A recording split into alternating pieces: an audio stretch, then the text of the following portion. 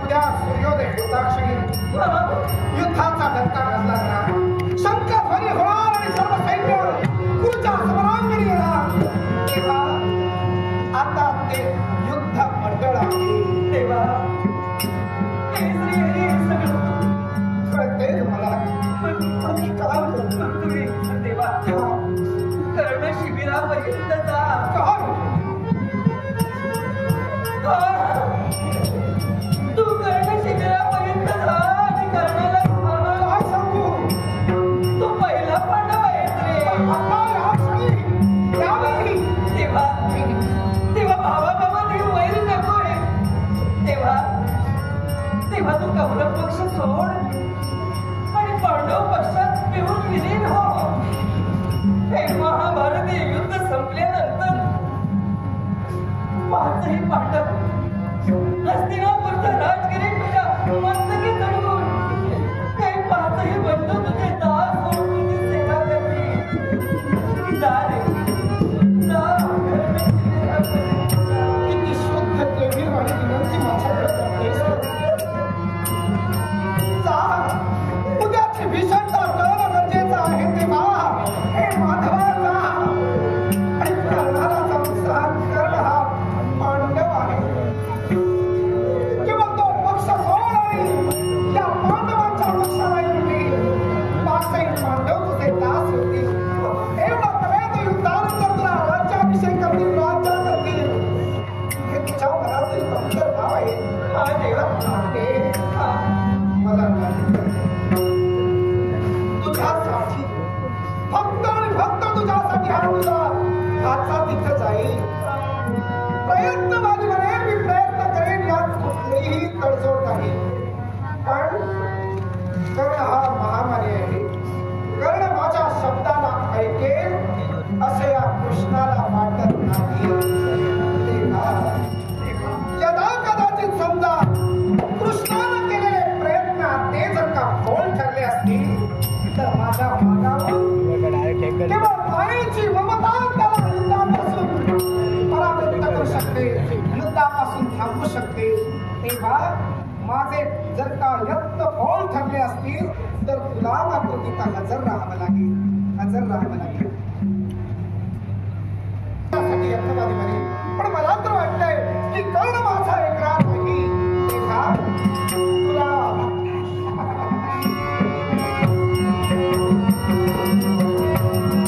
मला वाटतंय माझं तो एकरार नाही. तुला यावंच पाहिजे.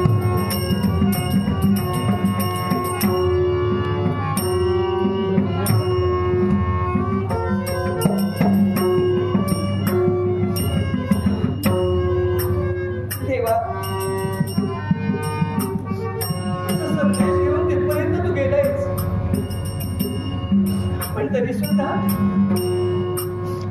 प्रयत्नाला यश येईल असं तुला वाटत नाही. आणि म्हणून एक आईची ममता म्हणून मी तिथपर्यंत यायला हवं. हो जमला हवं मला जायला. नाटेस हो आमचे मित्र